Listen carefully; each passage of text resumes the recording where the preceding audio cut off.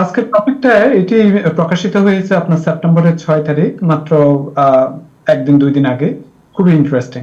তো এখানে বলা হয়েছে যে একটা অ্যাসোসিয়েশন আছে, মিনস একটা যোগসূত্র আছে যারা সেলফোন কল ব্যবহার করে থাকেন এবং তাদের সাথে একটা কার্ডিওভাস্কুলার ডিজিজের রিস্ক আছে কিনা।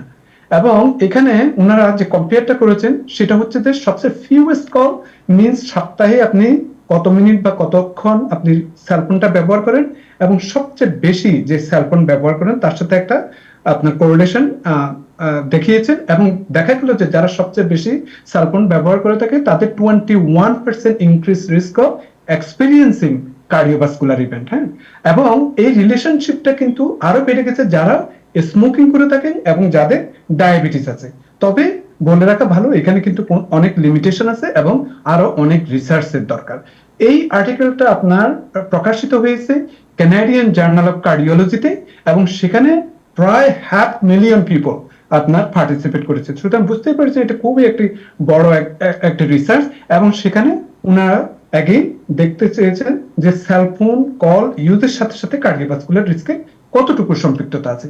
এবং আমি যখন এখানে কার্ডিওভাস্কুলার রিস্কের কথা বলছি, সেখানে হচ্ছে যে আপনার স্ট্রোক, তারপর এট্রিয়াল ফিব্রিলেশন, হার্ট ফেলিওর, হ্যাঁ, তারপর করোনারি আর্টারিটিস, এগুলো সবকিছুই বোঝানো হয়েছে। আচ্ছা, এখন ওনারা বলতে চাচ্ছেন যে যে এই প্রবলেমটা কেন হচ্ছে। ওনারা যে ওনারা দেখলেন যে যারা সেলফোন ব্যবহার করে থাকে তাদের কিছু আপনার কিছু জিনিস ওনাদের মধ্যে দেখেছেন।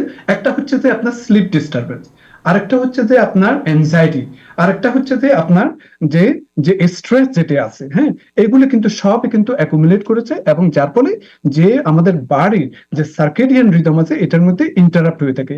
আমাদের বাড়িতে যে ইনফ্লামেশন হয়ে থাকে সেটি ক্রনিক ইনফ্লামেশনে কনভার্ট হয়ে থাকে, এবং যার ফলে কার্ডিওভাস্কুলার ডিজিজ হয়ে থাকে।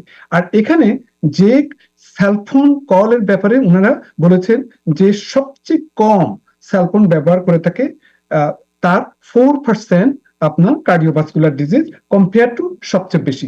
এটি এখানে ওনারা বলেছেন যে যারা 5 মিনিটস বা লেস যদি কল ব্যবহার করেন সেটি একটির সাথে, তো এখানে বলেছেন যে 5 to 29 মিনিট যদি আপনি ব্যবহার করেন সপ্তাহে, তাদের 3% increase risk compare to 6 or more hours যারা টেলিফোন ব্যবহার করে থাকেন, কল নিয়ে থাকেন, তাদের 21% ইনক্রিজ রিস্ক আছে।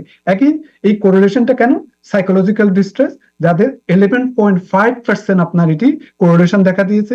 স্লিপ কোয়ালিটি ডিস্টার্ব হয়েছে অ্যাবাউট 5% ওনাদের রিসার্চে দেখা দিয়েছে। এন্ড আরেকটা বলেছেন যে নিউরোসিটিসিজম, মিনস আপনার নেগেটিভ এফেক্ট ওনাদের উপর পড়েছে প্রায় 3% মতো।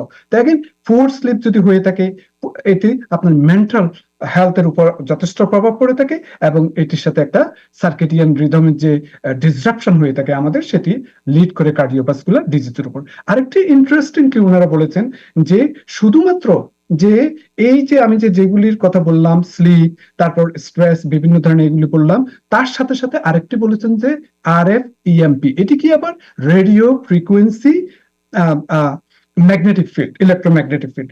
আপনারা এর আগে হয়তো কোনো একটা মাঝে মধ্যে এদিক সেদিক হয়তো নিউজে দেখেছেন যে সেলফোন ব্যবহার করলে হয়তো ব্রেন ক্যান্সার হতে পারে বা এরকম কিছু। হ্যাঁ, কিন্তু এটি কিন্তু ওয়ার্ল্ড হেলথ অর্গানাইজেশনের প্রায় 61 স্টাডিতে কিন্তু এটি প্রুভ করেছেন যে এই ধরনের কোনো ওনারা রিপোর্ট পান নাই। এবং সেই সাথে সাথে FDA আপনার বিভিন্ন রিসার্চে দেখেছেন যে এই ধরনের কোনো সম্পৃক্ততা নাই। কিন্তু ইদানিং সেলফোনের সাথে যেগুলি দেখেছেন শুধুমাত্র ইলেকট্রোম্যাগনেটিক ফিল্ড বলে কথা নয়, কিন্তু এটির সাথে যে আমি যে সমস্ত কোফ্যাক্টর গুলা বললাম সেগুলি কিন্তু এফেক্ট করে থাকে। তবে বুঝতে হবে এই স্টাডিটা যদিও অ্যাবাউট 500,000 পিপলের উপর রিসার্চ হয়েছে, এটি কিন্তু observational study. Observational study means আমি অবজার্ভ করলাম এবং পরবর্তীতে এদের কি হলো এটি দেখলাম, কিন্তু এটির সাথে কোনো এরা কিন্তু কজেশন কিন্তু প্রুভ করে নাই। কজেশনটা হচ্ছে যে যেমন আপনি স্মোকিং করলেন, আপনি জানেন যে নির্ঘাত আপনার কোনো না কোনো কিছু আপনার হেলথের উপর প্রভাব পড়বে, কিন্তু এই ধরনের কিছু ওনারা এরকম প্রমাণ করতে পারেন।